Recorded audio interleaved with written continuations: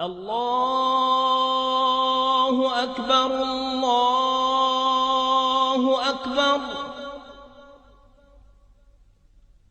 الله أكبر الله أكبر.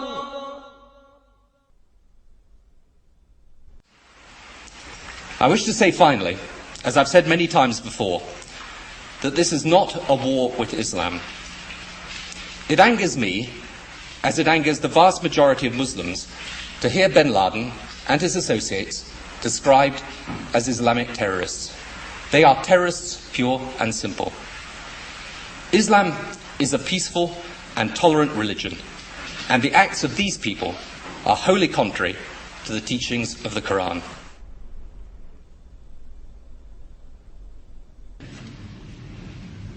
I also want to speak tonight directly to Muslims throughout the world. We respect your faith. It's practiced freely by many millions of Americans, and by millions more in countries that America counts as friends.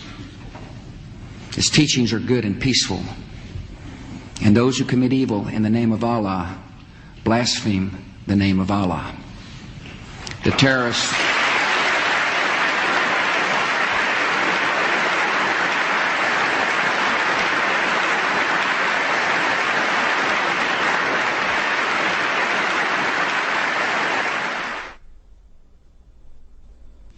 I want you to understand, I want the world to understand that our actions today were not aimed against Islam.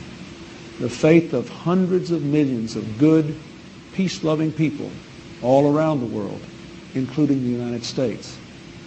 No religion condones the murder of innocent men, women, and children.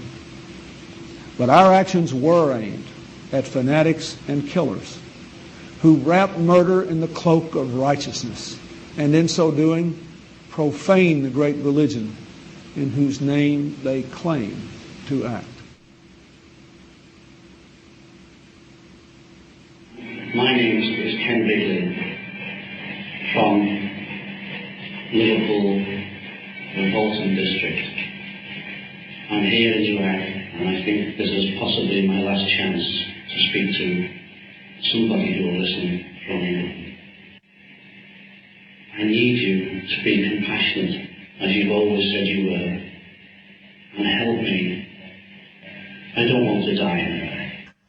حتى نراك طليقة مرتاحة وسنبقى نذبح الكفرة حتى نراك عدت إلى أمك وأبيك أو زوجك وبنيك والله أكبر والعزة لله. الله أكبر.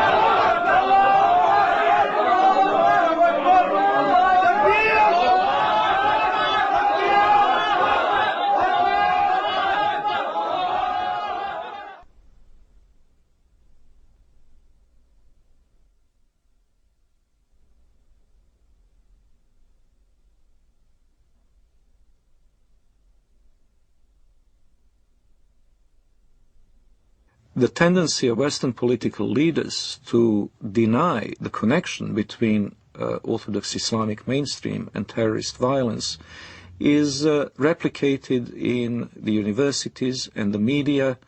Wherever you look, both in Western Europe and in North America, the members of the elite class have this tendency to proclaim Islam, some mysterious, authentic Islam, to be peaceful and to be tolerant, and those Muslims prone to violence are proclaimed to be non-representative fringe. Well, I would really appreciate if people who make such claims could then explain the continuity of violence from the earliest day of Islam, from the earliest days of the Prophet and his immediate successors throughout the 13 centuries of recorded history. The real burning question in the world today is, does Islam and Islamic civilization actually sanction the violence that we're seeing being perpetrated in its name around the world? And to that we have to answer, if we're going to be honest about it, an unqualified yes.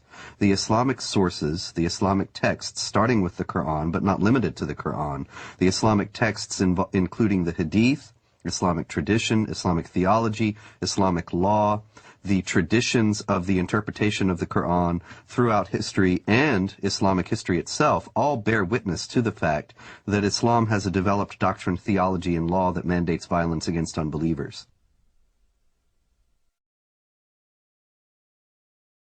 The origins are, of course, in the Muslim desire to impose all over the world the only religion, the only just religion, which is Islam, and the suppression of all other religions in order to establish the rule of Allah over the whole earth. This is a religious duty which binds the whole community, and which the Muslim community is obliged to impose, because they are obliged to obey the order of Allah, and this is the desire of Allah as expressed in the Quranic revelation.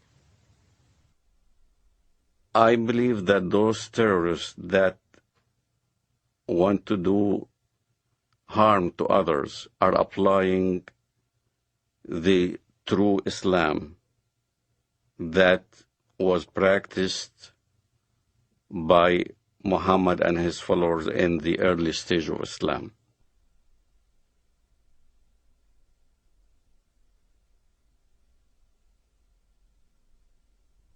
In Islamic theology, the Prophet Muhammad is considered al-insan al-kamil, which is the perfect man.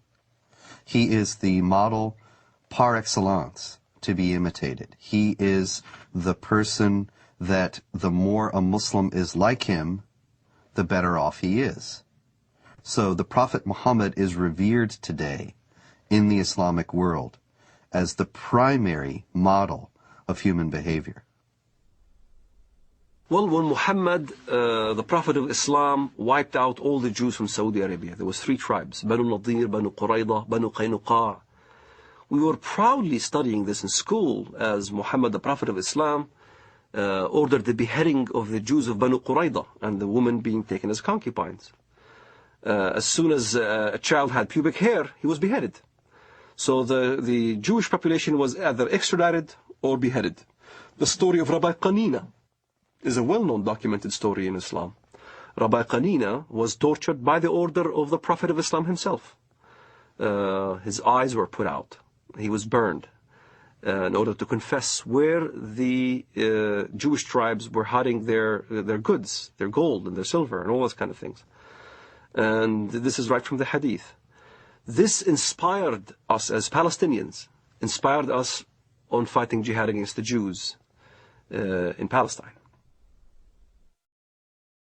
Authoritative Islamic History, The Life of Muhammad, Sirat Rasulullah, by Muhammad bin Ishaq, edited by Abdul Malik bin Hisham, translated by Professor Alfred Guillaume. Then the Qurayza tribe surrendered, and the apostle confined them in Medina. Then the apostle went out to the market of Medina and dug trenches in it. Then he sent for them and struck off their heads in those trenches as they were brought out to him in batches. There were 600 or 700 in all, though some put the figure as high as 800 or 900. Another example, that may be even more chilling, of the deleterious influence that Muhammad's example has upon the Islamic world was exemplified recently by an Egyptian leader of a radical Muslim party who wrote just recently that he couldn't believe that the beheadings in Iraq were being protested by Muslims. Weren't they aware that the Prophet Muhammad himself beheaded between 600 and 900 men personally, members of the Jewish Qurayza tribe in Arabia, after he had defeated them? Didn't they realize that if the Prophet did it, then this was the proper way to behave? And so the Mujahideen in Iraq, who were beheading people, are simply obeying the example of the Prophet.